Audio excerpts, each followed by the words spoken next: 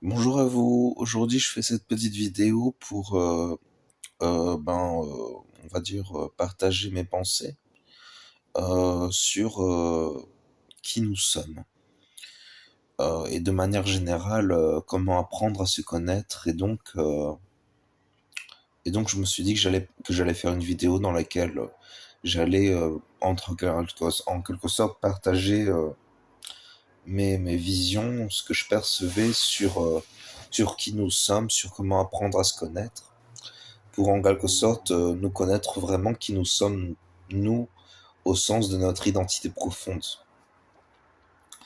La plupart du temps, c'est vrai que quand on est ces derniers temps, on a tendance à s'identifier au corps. Et c'est vrai que, c'est-à-dire que c'est la posture scientifique athée. Et c'est vrai que cette vision des choses, elle tient la route. Cette idée qu'on est un corps qui a produit la vie à un moment et qu'au final, qu'à la mort, on disparaîtrait, qu'on retournerait au néant. C'est une idée qui, quelque part, est cohérente avec elle-même. Le truc, c'est que cette idée scientifique, elle, euh, elle, euh, elle n'explique pas les choses paranormales. On a tous expérimenté des choses paranormales dans nos vies. On connaît tous ces facettes paranormales de nos vies. Le fait qu'on soit toujours attiré par des heures miroirs, le fait que on ait à certains moments entendu des voix. Enfin bon, on connaît tous ces phénomènes-là. Bon, le cas d'entendre des voix, ça peut être simplement de la schizophrénie, mais ça peut aussi être authentiquement des contacts avec des entités. Euh, voilà, donc j'en étais où dans mon raisonnement? J'en étais donc ah oui, expliquer la première posture. Donc la première posture habituelle à notre époque, qu'on connaît tous, c'est cette posture athée. Et donc cette posture, elle n'explique pas vraiment tout ce qui est du domaine du paranormal, du surnaturel. Et donc, en quelque sorte, il faut passer à autre chose. Il faut développer, faut étendre les limites de ce qu'on appelle le naturel, c'est-à-dire. Et puis aussi, il faut quand même reconnaître que la science, elle a quand même fortement tendance à être biaisée. C'est-à-dire qu'au final, la science ne repose que sur ce qu'une certaine élite scientifique considère comme crédible. Et aussi, il y a le domaine politique qui influence la science. Enfin bon, on voit tous ce genre de choses, c'est quand même assez vaste. Et au fond, on est tous un peu conscients de ça, à chacun à son niveau. Donc là, il faut raisonner.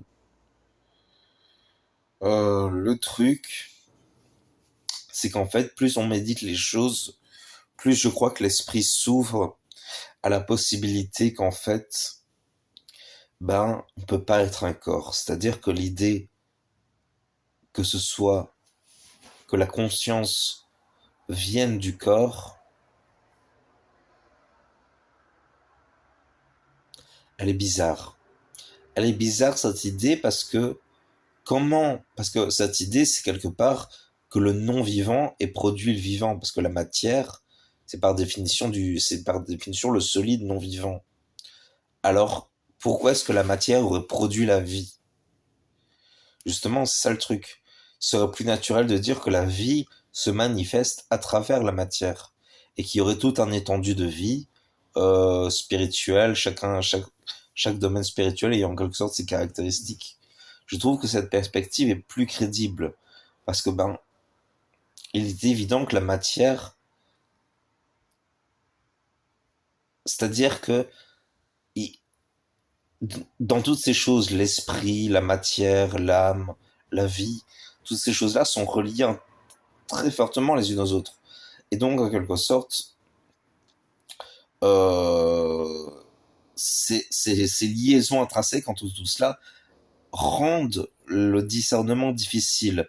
Parce qu'au final, on, c'est comme si on devait discerner si c'est la matière qui produit ces choses, ou si c'est la vie qui, de manière globale, ou si c'est l'esprit qui a produit ces choses. Ça aussi, c'est intéressant.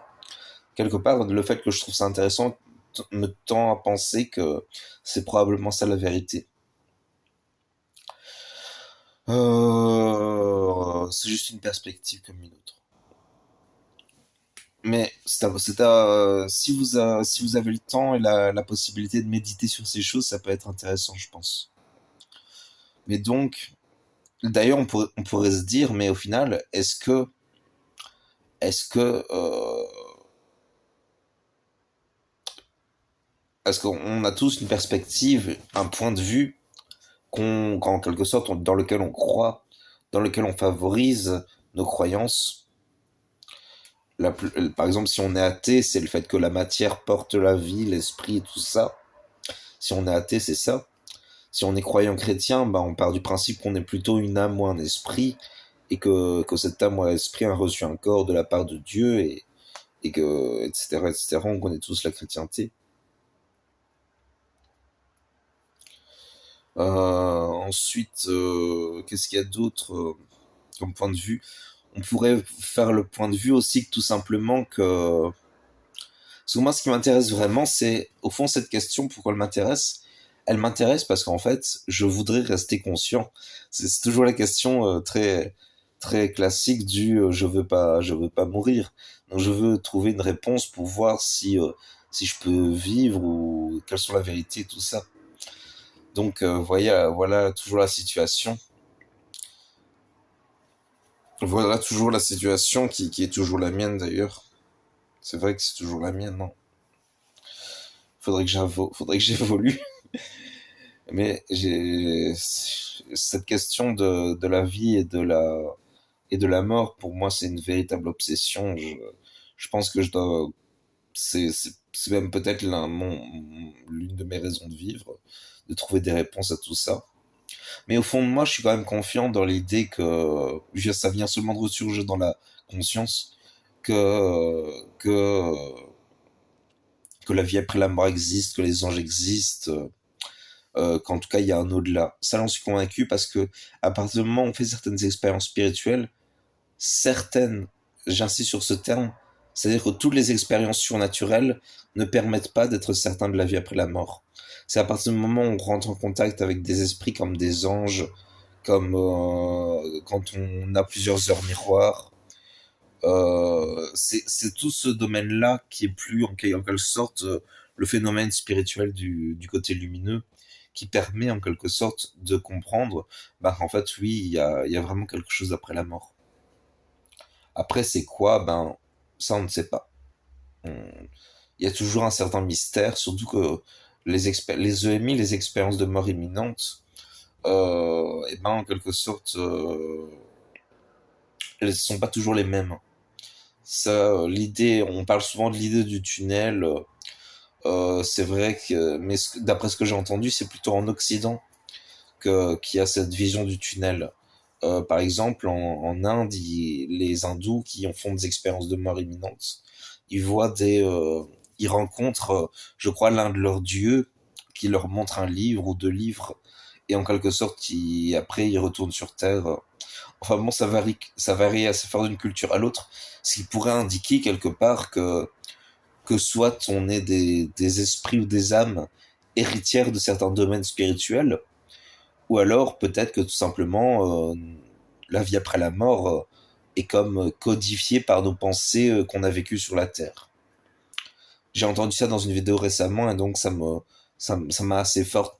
J'ai trouvé cette vision des choses assez qui avait une certaine crédibilité parce que après tout c'est vrai que sur la Terre nos pensées ont tendance à former notre réalité, pas le réel, hein. C'est-à-dire que, c'est-à-dire que moi je pense que les pensées créent la réalité, mais ne créent pas le réel. Ou alors, enfin bon, ça c'est intéressant cette question-là, parce qu'au final, c'est-à-dire que le réel, quelque part, c'est ce qui est constant, c'est ce qui est toujours la même chose, c'est le cadre de la réalité. Vous voyez? C'est-à-dire que peut-être que les pensées créent la réalité, mais au final, c'est le cadre du pouvoir de la pensée qui crée cette réalité. Donc le cadre réel du pouvoir de la pensée. C'est-à-dire que la pensée serait peut-être le réel. Je me perds, oui. Euh, où j'en étais, c'était quoi encore le but de la vidéo? J'en étais, ah oui, se connaître soi-même. Merci. Se connaître soi-même. J'aime bien la théorie qu'on ait la conscience. C'est-à-dire que oui, cette vision-là, elle est très intéressante pour moi, parce qu'au final, peu importe les moments de ma vie, ce qui est toujours récurrent chez moi, c'est que je suis conscient. Donc, en quelque sorte, ça m'amène à penser que, au final, c'est ça, le fil conducteur de l'être humain, c'est la capacité d'être conscient. Le truc, c'est qu'alors, on devrait être comme les animaux. Or, on n'est pas comme les animaux. Bon, ça, c'est, il y a des gens qui disent qu'on est comme les animaux. Ça, c'est clair que c'est faux. Je suis désolé, mais à un moment, il faut reconnaître la vérité. On n'est pas comme les animaux. Et en même temps, c'est vrai que c'est un sujet à débat intéressant. Alors, il me reste encore 2 minutes et quelques pour vous parler. Ok. Euh, on- donc oui, la conscience est intéressante. Ce serait une conscience peut-être qui aurait des qualités propres qui la différencient des animaux. Après, c'est parce que c'est les animaux, quelque part, on dit souvent que eux, ils ont pas accès à la vie après la mort. Je n'en suis pas certain que ça. D'ailleurs, j'ai eu des visions parfois, comme des intuitions, qui étaient qui me semblaient quand même plus proches d'une réalité de notre monde. C'est-à-dire que j'étais comme ça dans un parc et, et je méditais sur le fait qu'après la mort, notre corps retournait à la terre. Et je me suis dit, mais en fait, si ça se trouve, nous ne sommes rien d'autre que des consciences attachées à la terre et qui, en quelque sorte, retournent à la terre. C'est-à-dire qu'au final, nous sommes peut-être tout simplement les enfants de la terre et qui, en quelque sorte, je sais pas, j'ai du mal à exprimer ma vision.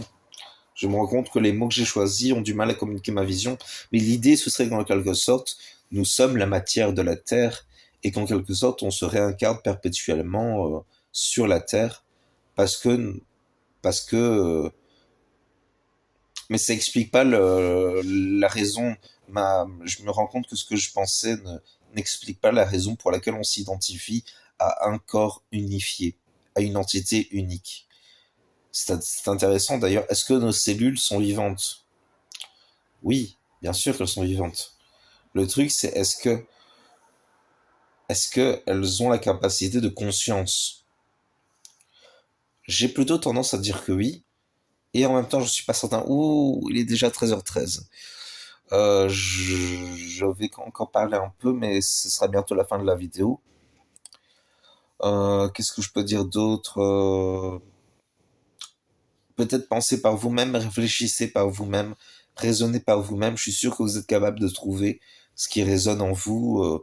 Peut-être que l'incarnation est faite pour qu'on trouve nous-mêmes une vérité qui serve nos projets d'incarnation. Voilà, bonne journée.